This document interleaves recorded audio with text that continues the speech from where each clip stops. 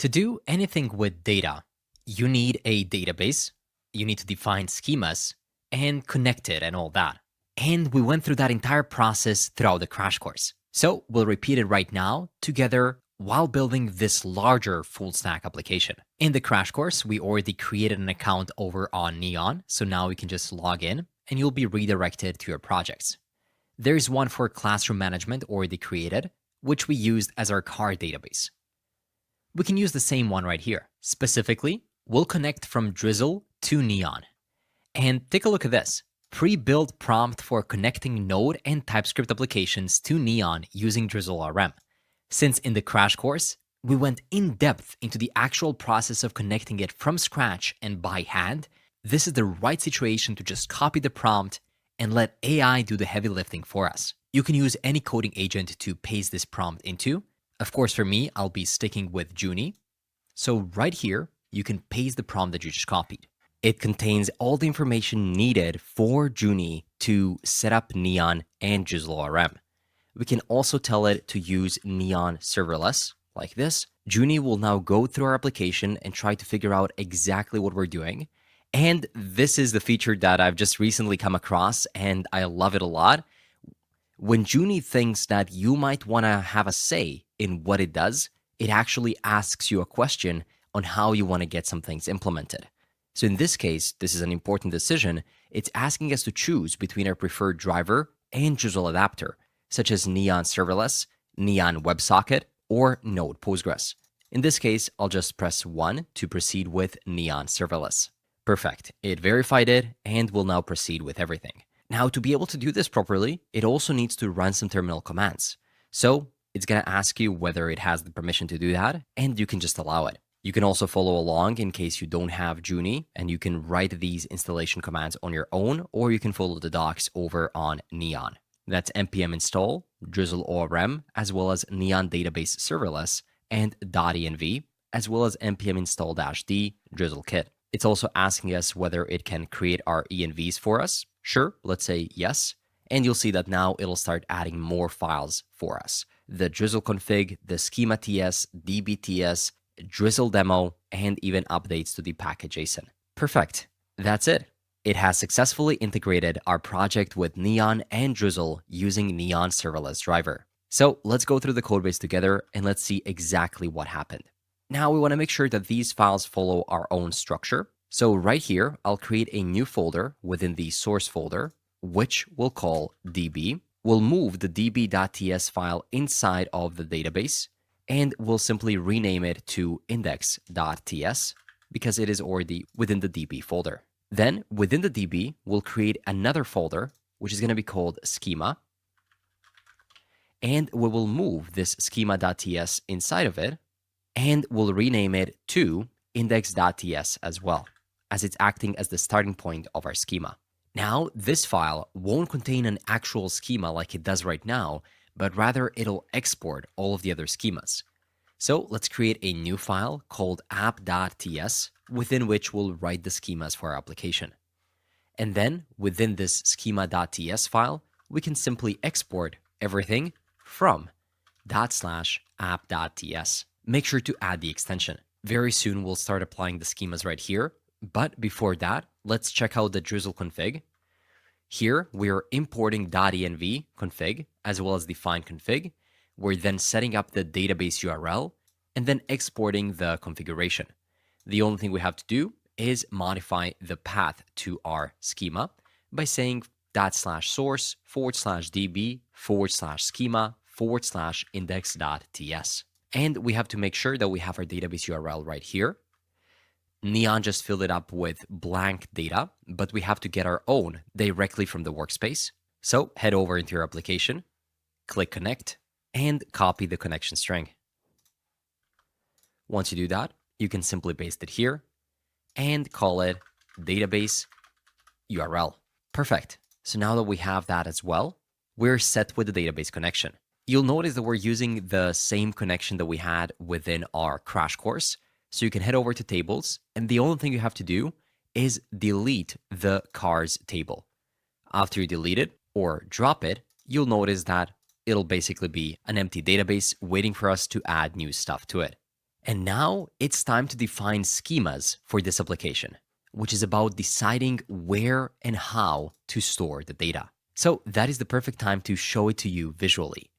I have this image right here that shows you the wrong approach, where you have different kinds of subjects and teachers, but we're storing everything as strings. So department is science, science, science, math, math, math.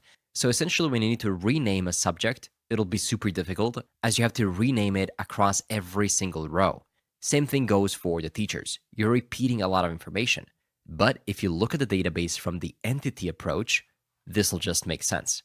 You first have to create a new entity called a department that has just one name mentioned once. And then you can create different subjects and teachers that reference that department. So if you decide to change it in the future, it is super easy to rename it.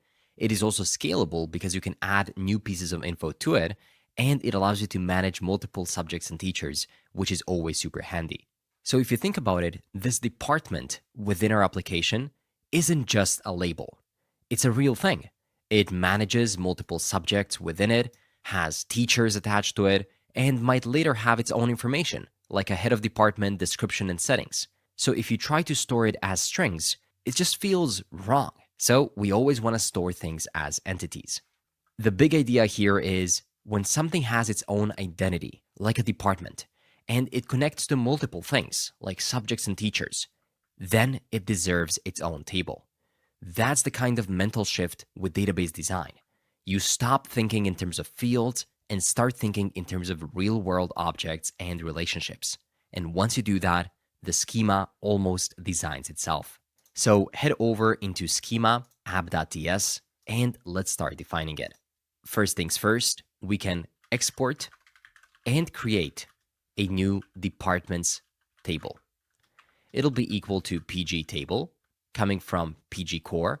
That'll have a name of departments. Then we can provide some columns, such as the ID, which is going to be of a type integer with the name of ID. It'll be the primary key, but first make sure to actually import integer coming from PG core, and then you'll be able to make it a primary key.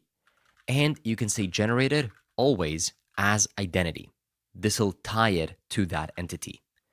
Then each department also has a code. It's going to be a varchar coming from PG core called code with a length of about 50. It must not be null and it must be unique. Let's also give it a name, which is going to be a varchar of name with a length of about 255, and it's going to be not null. And let's give it a description, which is going to be a varchar as well. This one maybe can be null. Then we want to create the timestamps. It's going to be the created at and updated at timestamps. But instead of creating them right here for every single entity that we have, what we can do instead is just define them right here by saying timestamps is equal to an object where we define the created at set to the timestamp coming from PG core, and then we can call it created at and make it default to now and make it not null. We can also then add the updated at, which is going to say updated at, defaulting to now, and it's going to have a special $on update property where we simply want to set it to the current date when it gets updated, and it also must not be null. So once you have the timestamps, now it's very easy to just destructure them at the bottom of every new table. Now we want to do a similar thing with the subjects. So here we have the departments, which I will simply duplicate right below. I will rename it to subjects. It'll still have the ID primary key generated as identity. It'll have not a code, but a department ID. This is important. So this is going to be an integer called a department ID, which is going to be pointing or referencing to another table. So here you can say dot not null and dot references, and here you can create a callback function and make it reference the departments.id. And specifically on delete, we want to restrict what we are able to do with that. Then each subject will also have a name, same as before, and each subject will also have a code. So I think we can just copy the code from before. Varchar, length 50, not null, unique, and then finally a description. And then we spread the timestamps. So now we have created two separate tables, but let's actually create the relations between those tables as well by saying export const department relations, which is going to take in the departments table, and we can destructure something known as many right here, and then automatically return subjects, many subjects, like this. But you have to wrap this in a relations part coming from Drizzle ORM. This will create a relation between departments and subjects. And if you need a better explanation about anything that we're doing within our code, you can also open up Junie, copy that line, and say explain it simply, and paste it right here. And it'll give you a full explanation of exactly what this code is doing. It won't try to modify it or anything, it'll just provide an explanation. So in this case, this line tells the database, hey, I want to define how the departments table relates to other tables. The many helper is used to indicate that one department can have multiple related items. In this case, it can have many subjects, okay? So why are we doing this in the first place? Because it'll create a virtual property called subjects that we can use when querying data. Without this line, if you fetch a department, you just get the department info. But with this line, you can easily ask the database to give me a department and include all of its subjects in one go. That's super useful. So let's also do the same thing for getting the departments related to a specific subject as well. I'll call this subjects relation. I'll say relations subjects. In this case, we'll get both one and many, and we want to define it like this. Department is going to be one departments, but then from within it, we want to get access to fields, which is going to be an array of subjects.department ID, as well as references, which is going to be an array of departments.id. And I'm just noticing this line is a bit longer, so we'll actually put it in multiple lines. And let's make sure that we're properly closing it as well. There we go. This is looking good. And now we can let TypeScript know what we just did by exporting a new type of department and make it equal to the type of departments dot $infer select. This will use type inference from database table schemas, so your app types always stay in sync with your database. Basically, it'll auto-generate types for you based off of your database schema, so you don't have to define types manually. And we can do the same thing for a type of new department, which is going to be type of departments that $infer insert when we're inserting a new one. And we want to do the same thing for the subjects. So I will duplicate this below and rename it to subject as well as new subject. Perfect. And these are our schemas. Now, of course, Neon Postgres won't understand this by default because this is Drizzle code. So to make sure that Neon understands whatever we've written, we have to generate the corresponding SQL from the defined schema. And the command for that is automatically created for us by AI, Junie in this case. So if you head over to package.json, you should be able to see a db generate command, which is going to run drizzlekit generate. If it's not there for you, you can create it. But with that in mind, let's see if our index is properly mentioning the app.ts. So export everything from app.ts. Maybe we don't have to add the ts extension. Then open up the terminal, make sure that you are in the backend folder, and then run npm run db generate. You can see that the new SQL migration file has been generated for us. You can see it right here.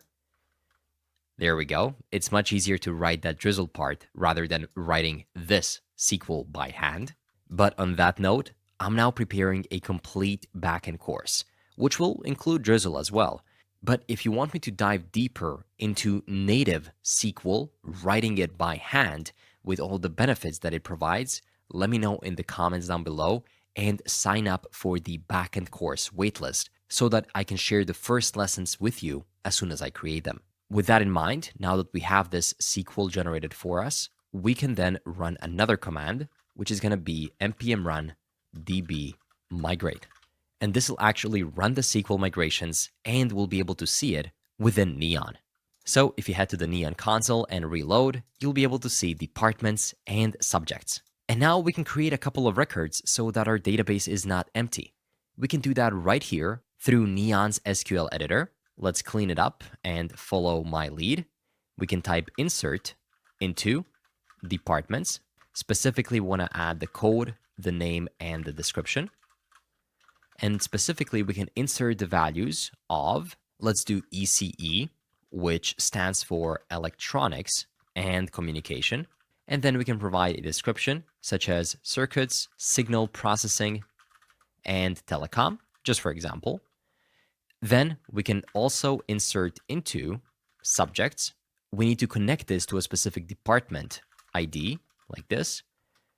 Give it a code, a name, and a description. And now we can enter some values, such as department ID of 1, which is going to be CS, computer science. It's also going to be a string. Then we can do data structures. And we can say some description like algorithms, lists, and more. And then we can do maybe another one like 2, which is going to belong to this newly created department, which is going to be ECE. The subject is going to be signals. And description can be something like analysis of EC signals. And now you can run it. Make sure you close this line with a semicolon right here, and you'll see that it'll run it successfully. So if you head back over to tables, you should be able to see a new department created for us. It automatically got these new created at and updated at fields, and it also has subjects linked to it. And now if you head over to the subjects, oh, it looks like there are no rows right here. Let's head over into the SQL editor and let's maybe just add the subjects on their own to see whether it succeeds. Oh, it looks like I missed a comma right here, which is why they weren't added. Oh, and this is good. I also put ECE, which is actually the code of the specific department. So it can also be the code of the subject. Subjects need to have specific maybe IDs attached to them, like ECE 204 to be good. So right here, I'll do CS 2010 and then maybe ECE 101 and run it. Looks like we still have an issue. So I'll go ahead and try to fix it with AI this time. It nicely comments it out. This is pretty cool to see AI solve this in real time for you. So to fix this, we need to ensure that the department IDs you're using, 1 and 2, already exist in the departments table before inserting subjects table. If these department IDs don't exist, you should first insert them into the departments table or use existing department IDs from the departments table. Okay, this is pretty clear. So what I'll do is I will bring this back by uncommenting it, and then I will check for existing department IDs. In this case, I think we only have the ID of 1 department ID. So I will make both of these regard some kind of ECE stuff right here and run it. There we go. It went through. So now you can see we have 2 subjects and all of them are related to a specific department of ECE. And that department also now includes 2 subjects. Wonderful. We just inserted our first data into the database. With Postgres, you can always execute direct SQL queries to get the desired data. And the reason why I'm trying to say that is that you know that you don't necessarily have to rely on ORMs like Drizzle. Sure, we use them to make our life easier, but you can switch at any time and still use SQL if you want to get access to some more complex data queries. Now, let's open up our terminal, still in the backend part of the code, and let's create and check out to a new branch by running git checkout-b, and we can call it feat database schema. Then we can run git add dot, git commit-m, implement database schemas, and run git push. Of course, we'll have to set the upstream to the origin remote repo. Immediately, you'll see that your backend repo, not the frontend one, has some recent changes, which we can open up the pull request for.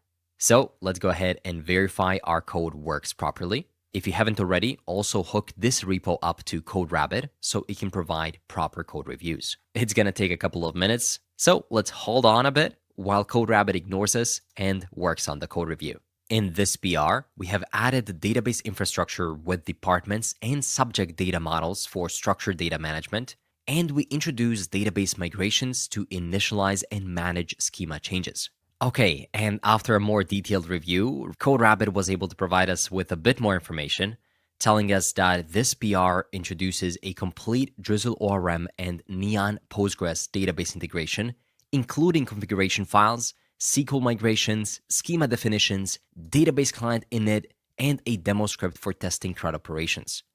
It specifies what we're doing per cohort of files, and it says that a mere human would take about 25 minutes to review this PR. And it even provided a quick poem that we can read, specifically dedicated to the changes that we implemented in this PR. Hop, hop, hop through data's hall, Drizzle brings the SQL call.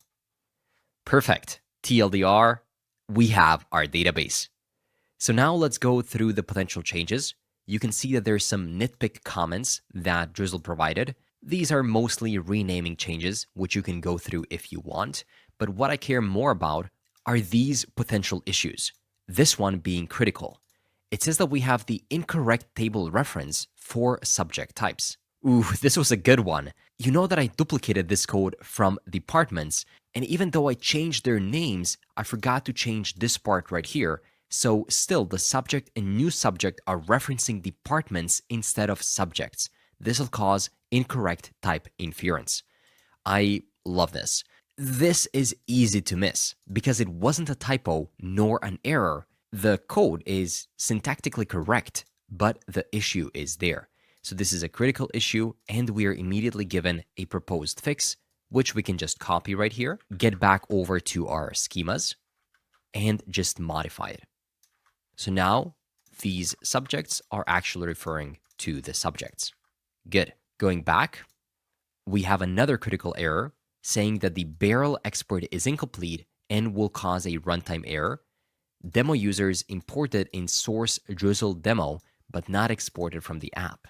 Okay, this is one file that was created for us by Junie, where we're inserting some CRUD operations and some basic users, but I don't think we'll actually need this, so I'll delete this Drizzle demo TS file. Good Rabbit told me that we don't need this extra file. And finally, there's a potential critical issue where the demo users table is not defined in schema. This is again from the Drizzle demo file that we just removed. Perfect. So now don't forget to actually push the changes by running git add dot, git commit -m, implement code rabbit suggested fixes, and run git push. Again, make sure that you are within the backend repo. It'll automatically recognize the changes and you can merge them.